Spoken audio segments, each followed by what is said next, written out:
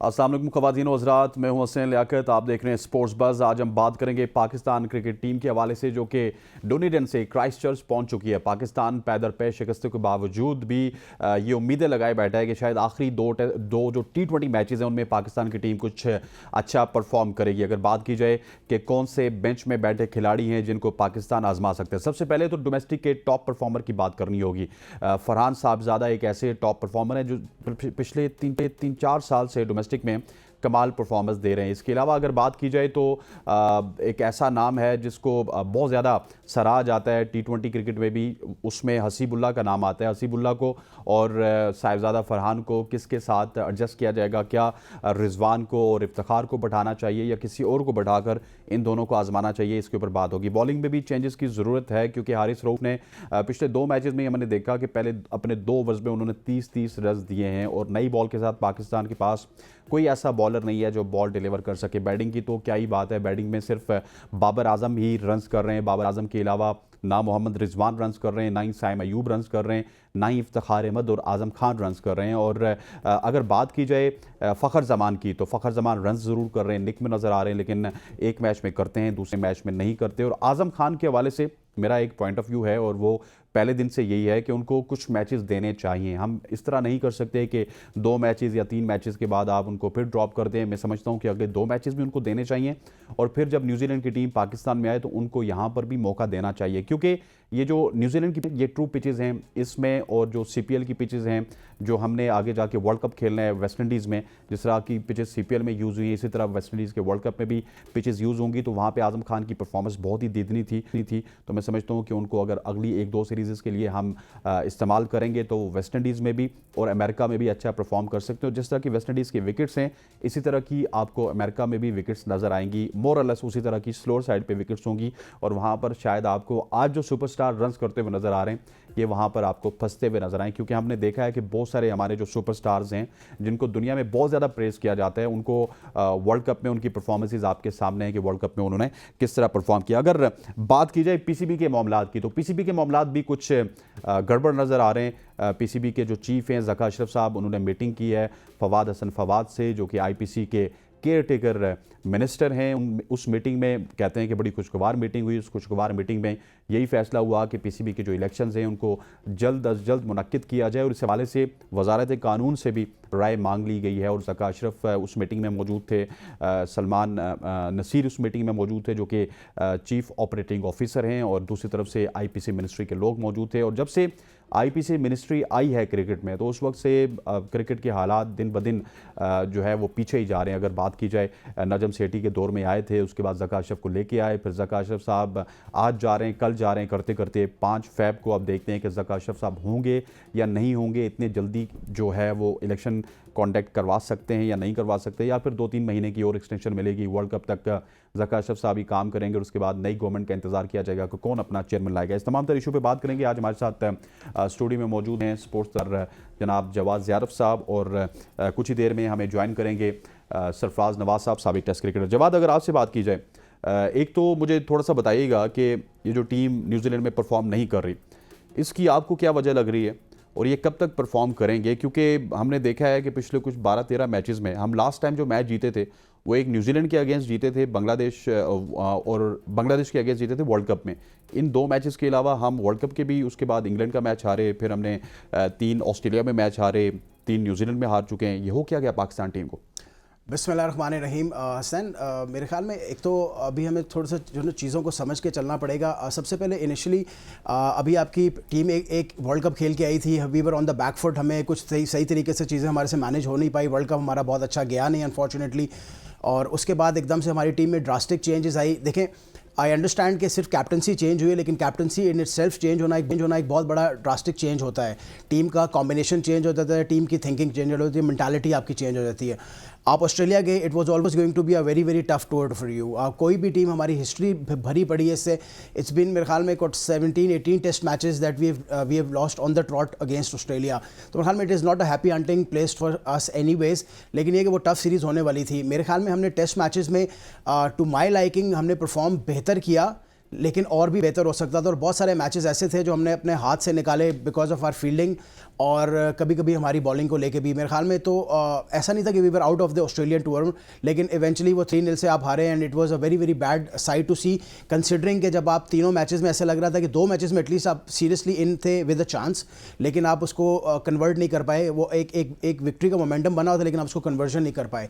उसके बाद आप चले गए न्यूजीलैंड के अंदर नई टीम का कैप्टन था, नया टीम कॉम्बिनेशन आपने ट्राई किया। देखिए अभी आपने समझना ये है कि आपने अपनी एक ओपनिंग स्लॉट जो है वो जोड़ी है, आपने तोड़ी है बहुत सालों के बाद। इट्स बीन मेरे ख्याल में वो 2 to 3 ईयर्स के आपने वो सेटअप थोड़ा सा चेंज किया। आपने साइमन अयूब को इंट्रोड्यूस किया टीम के अंदर। पहले मैच में ही was very very pleasing to the eye, बहुत अच्छे लगे, बहुत सारे फैंस बहुत खुश भी हुए, और आपको ऐसा लगा कि there is a little bit of hope. लेकिन as soon as he came into the second match and into the third match, आपने देखा New Zealand has actually worked him out. उन्होंने उसको वर्कआउट कैसे किया है? बॉल कर रहे हैं around the wicket, sorry over the wicket ball कर रहे हैं, और बॉल कर रहे हैं अक्रॉस हिम, देर गोइंग अक्रॉस हिम। जो बॉल साइम को आगे पड़ रहा है उस पर तो वो सीधा शॉट खेल रहा है, अप एंड ओवर खेल रहा है मिड ऑफ के ऊपर से। लेकिन जो बॉल थोड़ा सा बैक ऑफ लेंथ कर रहे हैं, वो बॉल साइम को ट्रबल कर रहा है, क्योंकि उसमें बाउंस थोड़ा सा ज़्यादा आ रहा है, जिप थोड़ी सी ज़्यादा है। एंड फिर कल के मैच में आपने देखा कि जिस तरह टीम सऊदी ने उनको स्लोअर वन कटर पे वही बॉल किया, लेकिन कटर किया और उस पर वो आउट हो गए। तो मेरे ख्याल में थोड़ा सा उन्होंने वर्कआउट किया साइम को। As far as our bowling is concern, I am very very very devastated मैं कहूँगा, क्योंकि बहुत ही पुअर परफॉर्मेंस है हमारी बॉलिंग की। Shaheen Shah Afridi second test match के बाद थर्ड टेस्ट मैच में बिठाए गए, बैठ गए, that's a discussion for another day, लेकिन आपको रेस्ट दिया गया प्रॉपर, ताकि आप न्यूजीलैंड की सीरीज़ में जाके एक तो टीम को लीड करें और फिर अटैक को भी लीड करें। Unfortunately he has not delivered in Australia, and on the back of that आप न्यूजीलैंड में भी बिल्कुल डिलीवर नहीं कर पाए। तो मेरे ख्याल में शाहीन शाह अफरीदी की परफॉर्मेंस बहुत ज़्यादा ख़राब रही है सीरीज़ के अंदर। पहले मैच में आपने देखा वो बैटिंग पे भी खुद ही उठ के तशरीफ लेके आ गए, और देन हारिस रऊफ और वहीं से मैच थोड़ा सा चेंज हुआ। Haris Rauf is another worry as well. Sarfaraz Nawaz साहब साबिक टेस्ट क्रिकेटर हमारे मौजूद हैं। सरफराज साहब ये बताइएगा कि हाल ही में आप देखें कि 4-5 महीने हो चुके हैं, पाकिस्तान टीम परफॉर्म नहीं कर रही। कभी हम एक डायरेक्टर बदलाते हैं, कभी दूसरा बदलाते हैं, कभी बाहर से बंदा ले आते हैं, कभी अपना पाकिस्तानी प्लेयर ले आते हैं, लेकिन टीम परफॉर्म नहीं कर रही। इसकी क्या वजह है? और स्पेशली ये जो टेन्योर है ये सियासत ज़्यादा ही रहा है, कभी एक चीज़ इसमें हो रही है, कभी दूसरी हो रही है, कभी एक को हटाया जा रहा है, कभी दूसरे को हटाया जा रहा है। देखें, सबसे पहले तो मैं ये कहूँगा कि सिलेक्शन ऑफ द टीम और selection in the cricket board, ये बड़े गलत लोग आए हैं। अब वहाब रियाज और दूसरा देख लें कामरान अकमल, ये दे बिन प्लेइंग क्रिकेट रिसेंट, अभी रिटायर भी नहीं हुए थे, तो इनको आपने बना दिया सीनियर का सिलेक्टर। उसके बाद सुहेल तनवीर को बना दिया जूनियर का, जो यूएई से जाके एशिया कप हार के आई है। तो उसके बाद फिर जुआ माफिया बीच में एक्टिव आ गया, सलमान भट्ट को बीच में रखने की कोशिश की गई। उससे पहले इंतजाम जिसके ऊपर इल्जाम थे उसको रखा गया।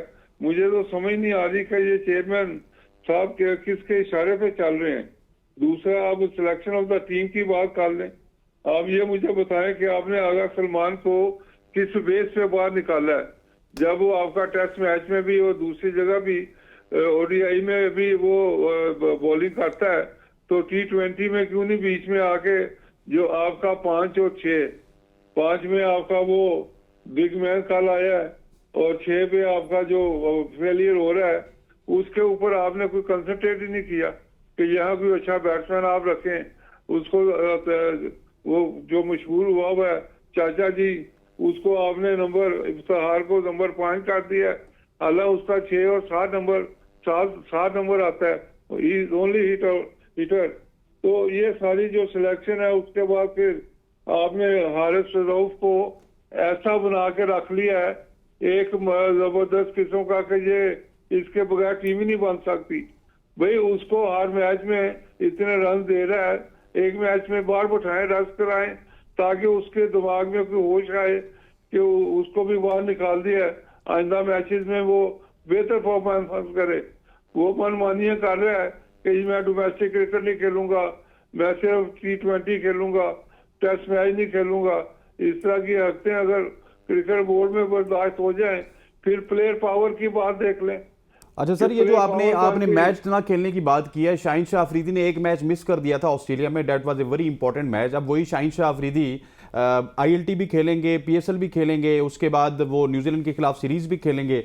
जब लीग्स की बात आती है तो हमारे क्रिकेटर्स हर चीज़ के लिए राजी हो जाते हैं, लेकिन जब पाकिस्तान की बात आती है तो इनको रेस्ट याद आ जाती है, वर्कलोड मैनेजमेंट याद आ जाती है। देखें, सबसे पहले तो मैं कहूंगा कि इनकी फिजिकल फिटनेस की जो ट्रेनिंग है वो ही ठीक नहीं। ये अंदर मैं पिछले दिनों में गया हुआ था, कोई 2-3-4 माह पहले तो उससे पहले भी मैं देखता रहा हूँ, जब मैं फास्ट बॉलिंग की कोचिंग करता रहा हूँ, तो ये एक तो इन्होंने बनाया हुआ वहाँ जिम्नेजियम, वहाँ घुस जाते हैं। भाई आपका जिम्नेजियम में काम क्या है? आपका काम है फील्ड के अंदर, आपका काम है रनिंग का, आपका नाम है फास्ट बॉलिंग में 2-2 घंटे बॉलिंग करने का नेट्स के अंदर, आपका काम है रनिंग बिटवीन द विकेट्स करना, शटल लगानी, ग्राउंड के चक्कर लगाने, आपकी टांगे मजबूत हो, कमर मजबूत हो, आपकी जो रिब्स की इंजरी हो जाती है वो मजबूत हो। भाई आपका आप करेंगे अपना जिम के अंदर तो आपके मसल मुख्तलिफ डेवलप होते हैं। आप ग्राउंड के अंदर बॉलिंग करेंगे, बैटिंग करेंगे, रनिंग बिटवीन द विकेट रखेंगे और शटल लगाएंगे, सीढ़ियां चढ़ेंगे उतरेंगे, और ये बकायदा डिफरेंट ट्रेनिंग है। तो इस तरह मैं कहता हूँ आप ऑस्ट्रेलिया का देख लें, इतनी देर से खेल रहे हैं, उनकी तो हमने इंजरी नहीं देखी। और उनके 3 फास्ट बॉलर खेलते हैं, हमारे 4 खेलते हैं, फिर भी इंजर्ड हो जाते हैं कि इसको रेस्ट दे दो, उसको कर दो। इन्होंने शॉर्ट प्लेयर बना दिए खुद ही। इनके ऊपर हार्ड वर्क करें, इनको ट्रेनिंग हार्ड करें और उसके बाद इनको के खुद फिटनेस का अपना चार्ज ये है करें। आप अगर फिट नहीं है तो आप इनको बाहर उठाएं, ये इंसान बन जाएंगे, इनकी परफॉर्मेंस बेहतर हो जाएगी और फील्डिंग भी मजबूत होगी। कैचेज आप देखें कैसे छोड़ते हैं, ग्राउंड फील्डिंग कैसे मिस करते हैं। तो ये सारी चीजें आप सब पूरी कौम के सामने है, इसके ऊपर भी बात नहीं कर रहा इनका बोर्ड के अंदर। फिर ऐसे आदमियों को ये जो 2 आदमी है, मोइन खान और उसका भाई डायरेक्टर जो लगा हुआ है नदीम खान, अब नदीम खान, उसने इसे तो डलवा दिया आजम खान को। आजम खान अब डिजर्व करता है और कभी ये हमने देखा है कि 2 विकेट कीपर जबरदस्ती आप खिलाए जाए। जब आपका ये जबरदस्त कर रहा है अपना रिजवान, बैटिंग भी करता है, विकेट कीपर भी है, तो आप एक्स्ट्रा आदमी को क्यों नंबर 5-6 पे लेके आते हैं? वहां तो आपका एक सॉलिड आदमी होना चाहिए जो टीम को लेके जाए आगे। तो इसमें तो आप देखें कि अकेला आप अपना ये कर रहे हैं, आपका जो पहले कैप्टन था उसी ने 250 की है 3। तो उसके अलावा आप दूसरा ये देखें कि आपका जो ये है फखर भाई ओपनर है, उसको नंबर 4 क्यों आप तजर्बे कर रहे हैं? वर्ल्ड कप आगे आना है, इज एन ओपनर, वो नीचे आके इसमें ठीक है स्कोर किया है, लेकिन बेसिकली वो फास्ट बॉलिंग के अगेंस्ट ज्यादा बेहतर खेलता है।